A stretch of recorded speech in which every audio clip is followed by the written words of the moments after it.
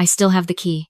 I keep it in a small glass jar on my kitchen windowsill, where the morning light hits it just right and turns it gold. Every time I reach for my coffee mug, I see it sitting there, and I think about the moment I almost let someone convince me it meant nothing. My grandmother passed on a Tuesday in late October. She was 81 years old, sharp as a tack until the very end, and she died the way she lived, quietly, without making a fuss, in the same house she'd lived in for 53 years. I was holding her hand when she went. My husband Daniel had driven 4 hours straight from his work conference the moment I called him, and he made it just in time to sit beside me in that small bedroom that smelled like lavender and old books. I loved my grandmother more than I can explain without sounding like a greeting card. She was the person who taught me to read, who stayed on the phone with me through 2 a.m. anxiety spirals in college, who showed up at my nursing school graduation with a handmade sign that said, "My girl saves lives." She was my person, and when she was gone, the world felt like someone had turned the volume down on everything. The gathering after the funeral was held at her house, which still technically belonged to my father's estate. My father had died 3 years earlier, a heart attack at 62, fast, no warning. He'd been married to his second wife, Patricia, for 19 years by then. Patricia wore black to the gathering, but the kind of black that takes effort. Structured blazer, gold earrings. She moved through my grandmother's living room like she was already taking inventory. I want to be fair. I've tried, over the years, to find the version of Patricia that my father loved. She could be warm when she wanted to be. She remembered birthdays and made good pie and laughed at the right moments. But there was always something underneath, something that surfaced when she thought no one was watching, a calculation, a weighing of what things were worth. My grandmother and Patricia had tolerated each other. That was the honest word for it. Tolerated. So when I found Patricia standing over my grandmother's cedar hope chest in the back bedroom, lifting things out and setting them in a cardboard box, I wasn't entirely surprised. I was surprised by what she said when she picked up the small velvet jewelry box I'd seen on my grandmother's dresser my entire life. She turned it over in her hands once, the way you'd handle something at a yard sale. Then she dropped it into the cardboard box with the other things she'd decided to discard. "That's going to Goodwill," she said, without looking up at me. "Along with most of this." "Your grandmother kept so much junk," I said. "Patricia." That was on her dresser. She kept it somewhere she could see it every day. Patricia looked at me then, and she smiled the way she smiled, when she thought I was being sentimental and childish, which was the smile I hated most. "Sweetheart," she said, "old women keep a lot of things out of habit. It doesn't mean any of it matters." She picked up the cardboard box and carried it toward the back door. I stood there for a moment. I could hear voices from the living room, the low murmur of people eating casserole and talking about my grandmother in past tense. I could hear Daniel in there somewhere, his laugh that I'd recognize anywhere. Then I walked to the back door, out to the driveway where Patricia had set the box next to 2 garbage bags, and I took the velvet jewelry box out. Patricia saw me do it through the kitchen window. She didn't come outside. I didn't open the box that night. I put it in my overnight bag and I helped clean up, and I said goodbye to relatives, and I drove home with Daniel through the dark Ohio interstate, and I didn't open it until I was sitting at our kitchen table at 2 a.m. with a cup of tea I wasn't drinking. The velvet was worn smooth in the places my grandmother's hands had touched it most. The hinge was stiff. When I opened it, I found exactly one thing inside. A small brass key, old-fashioned, the kind with a round bow at the top, and taped to the inside lid of the box, a piece of folded paper in my father's handwriting. My hands were shaking before I finished unfolding it. He'd written it 2 months before he died. The letter was 3 pages long, handwritten in his careful engineer's script that always looked more like drafting than writing. He started it the way he started everything, no preamble, just the thing itself. "If you're reading this, it means Mama kept her promise, and you found the key. I need you to know some things before you do anything with what it opens." He wrote about a safe deposit box at Clearwater Savings Bank, on Elm Street in the town where he and my grandmother had grown up, 20 minutes from her house, box number 114. He wrote about what was inside. He wrote about why he hadn't told me while he was alive, and his reason was simple and devastating. He was afraid Patricia would find out. I sat at that kitchen table until sunrise reading my father's handwriting. He'd been quietly setting things aside for years. Not a dramatic fortune, not something that made headlines, but 22 years of careful, invisible accumulation. Stock certificates. A small portfolio he'd built piece by piece starting when I was born, adding to it every year on my birthday. Stocks he'd chosen because he believed in them long term. Pharmaceutical companies, a few technology holdings, a utility stock his own father had told him to never sell. He'd kept the certificates in physical form, in that box, deliberately, because physical certificates don't show up in household financial statements. He wrote that he'd done this because he knew, from the early years of his marriage to Patricia, that she had a way of making his money disappear toward her own priorities. He loved her, the letter said, but he also knew her. He wanted something to be mine and only mine, something that couldn't be rearranged or redirected or borrowed against without my knowledge. He'd told my grandmother. She was the only person he'd told. Keep the key somewhere safe, Mama, he'd apparently told her, and make sure Maya finds it when the time is right. At the bottom of the last page, he'd written, I know this might feel like I was hiding something from you. I wasn't hiding it from you. I was hiding it for you. There's a difference, and I need you to believe that. I folded the letter back up. Daniel had come downstairs sometime in the last hour and was sitting across from me in his t-shirt and sleep pants, his hair messy, not saying anything. Just there. That was the thing about Daniel. He understood when the situation called for silence. I slid the letter across the table. He read it without a word. When he looked up, his face was careful and serious, and I could see him thinking through all of it the same way I had. He was a structural engineer. He lived in load-bearing calculations. He was not a person who reacted before he understood the full picture. Okay, he finally said. Okay, I said. Do you want to go to the bank tomorrow? I picked up the key from where I'd set it on the table. It was heavier than it looked. Yes, I said. We drove to Clearwater Savings Bank on a Thursday morning. I'd called ahead to make an appointment, explaining that I was the daughter of a deceased account holder and believed I was the designated beneficiary on a safe deposit box. The woman on the phone had been polite and said to bring a death certificate and my ID, which I had. The branch manager's name was Mr. Collins. He was somewhere in his 60s, with the deliberate calm of someone who had handled 100 versions of this situation and knew how to do it without making people feel worse than they already did. He looked at my father's death certificate, looked at my ID, checked something on his computer, and then looked up at me with an expression that was professionally neutral but contained something underneath it I couldn't quite read yet. You're listed as sole beneficiary on box 114, he said. Your father designated you when he opened the account. That designation has never been changed. He led me to a private room and brought out the box himself, and he left me and Daniel alone with it. I don't know exactly what I expected. My father's letter had described the contents, so in a technical sense I knew. But there's a difference between knowing something and seeing it. The box held a manila envelope, sealed with tape and labeled with my name in my father's handwriting. Inside the envelope were the stock certificates, paper documents, formal, the kind that don't exist much anymore, and a typewritten summary sheet with account numbers and transfer instructions, and the name of a financial advisor my father had been working with, a woman named Carol Hensley at a firm in Columbus. Daniel sat beside me while I went through each page. He didn't comment. He just tracked with me.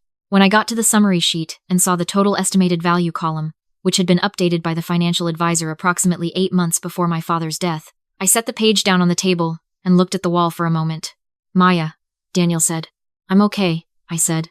I was okay. I was also sitting in a bank room looking at a number that was significantly larger than anything I'd been prepared for, because 22 years of stock market returns, particularly in the holdings my father had chosen, had done what long-term investments do when no one touches them. The technology holdings alone. The pharmaceutical dividends reinvested annually for 2 decades. I picked the page back up. I finished reading it. I asked Daniel to read it too, because I wanted to make sure I was seeing it correctly. He read it. He set it down. He said, Your dad was really something. He really was, I said. I need to tell you about the conversation I had with Carol Hensley, because it's important to what happened later. I called her the day after the bank visit. She knew immediately who I was. She said she'd been waiting for this call for 3 years, since shortly after my father died, when she'd tried to reach the estate and hit a wall she couldn't fully explain. What she explained to me carefully, in the language of someone being precise on purpose, was that approximately 8 months after my father's death, someone had contacted her firm, attempting to establish control over the account, using a power of attorney document. The document had appeared legitimate on its surface, but Carol had been suspicious of the timing and the circumstances, and she had declined to process the transfer, citing the existing beneficiary designation and requesting additional legal documentation that was never provided. After that, contact from that party had stopped. She described the name on the power of attorney document. I sat with the phone against my ear for a long moment. Did you retain a copy of that document? I asked. She had. I asked her to send it to me. Then I called a lawyer. The lawyer's name was Sandra Park. Daniel found her through a colleague estate litigation. Sharp, not someone who wasted words. I sat in her office on a Friday afternoon with the bank documents, the financial advisor's records, and my father's letter, and I watched her go through everything with the focus of someone assembling a mechanism. When she was done, she leaned back and looked at me. The power of attorney document your advisor received was forged, she said. Your father never signed it. The signature doesn't match his documented signature on the estate paperwork from probate, and the notarization is irregular. The notary on record retired 4 months before the date on the document. I had already suspected this. Hearing it stated plainly still felt like the floor shifting. Can this be prosecuted? I asked. Financial fraud, forgery of a legal document, attempted theft of assets held in trust for a beneficiary, Sandra said. Yes, this can be prosecuted. The question is whether you want to pursue it. I thought about my grandmother's cedar chest. I thought about the velvet box dropping into a cardboard box like it was garbage. I thought about my father sitting at a desk somewhere writing 3 pages in careful handwriting, hoping I would find it, hoping he'd protected something well enough. I want to pursue it, I said. Sandra nodded like she'd expected that answer. Then let me do my job, she said. My cousin Renee's 40th birthday party was the following month. It was a Saturday evening, a catered event at a rented hall outside of Columbus, about 120 people. Renee was the connector in our family, the person who knew everyone and liked everyone, and her parties were always genuinely warm occasions. Patricia would be there. She was always at family events. She'd been my father's wife for 19 years.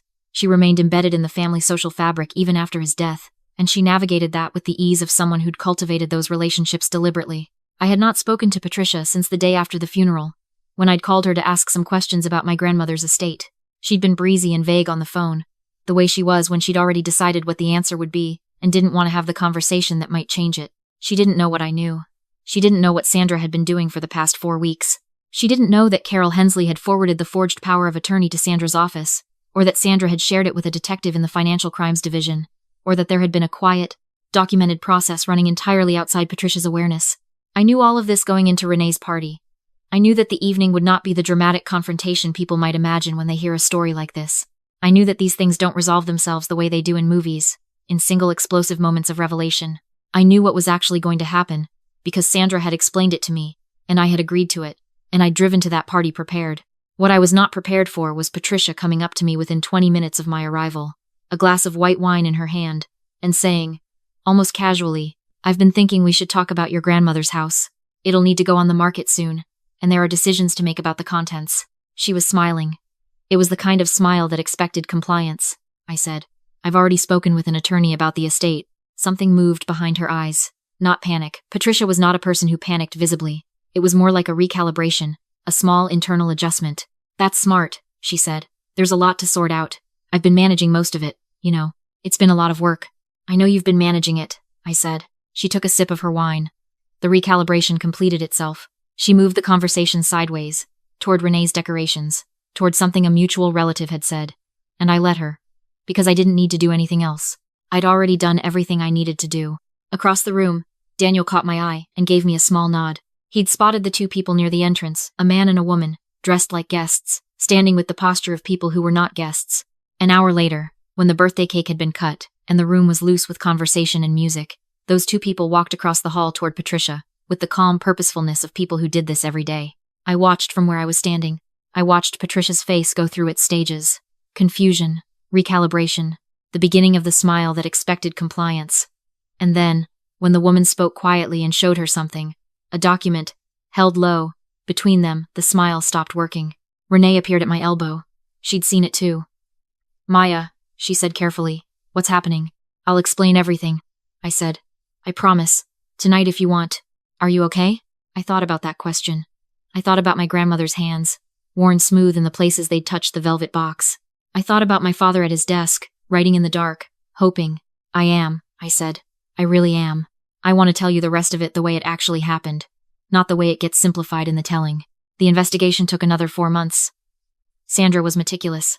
The forged power of attorney was tied, through the notary's records and some financial account activity, to a document service Patricia had used twice before, once in a real estate transaction that was now being reviewed separately. The dividends from 2 of my father's stock certificates had been redirected to an account Patricia controlled for approximately 18 months before Carol Hensley shut down the transfer attempt. That money was not recoverable in full, but a civil judgment was possible and Sandra was pursuing it. Patricia's brother Gerald, who I'd always found vaguely unpleasant at holidays, had apparently known some of what she was doing. He became cooperative very quickly once he understood the scope of the investigation. My father's assets transferred to me fully and cleanly once the legal process was complete. Carol Hensley had kept everything intact, more or less, with the exception of what had been redirected. The portfolio had continued to grow in the years since my father's death because Carol is very good at her job, and because time in the market does what my father always believed it would. Daniel and I drove to Clearwater Savings Bank one last time to close out the safe deposit box, and on the way home we stopped at the diner where my grandmother used to take me after church when I was small. I ordered the same thing she always ordered for me: pancakes, orange juice, a side of bacon that I was probably going to eat half of. We sat in a booth by the window and the morning light came in sideways and I thought about all the things I wanted to say out loud and couldn't quite find the shape of yet. "Your dad knew you'd handle it," Daniel said. He knew I'd find the key, I said. He wasn't sure about the rest. He knew, Daniel said. I let that sit. Somewhere in the back of my mind, I was still in my grandmother's bedroom at 2 a.m, reading 3 pages of careful handwriting, learning what it looks like when someone loves you quietly and completely, and trusts you to be equal to it. I paid the check. We drove home on the same highway my grandmother used to take when she drove me back from that diner, past the same flat fields, under the same October sky. The key was in my jacket pocket. I keep it on the windowsill now so I can see it every morning, not as a reminder of what was almost taken, as a reminder of what was always mine. What I want to leave you with is this, and I mean it from everything I've been through. The people who dismiss what you've been given are always underestimating something.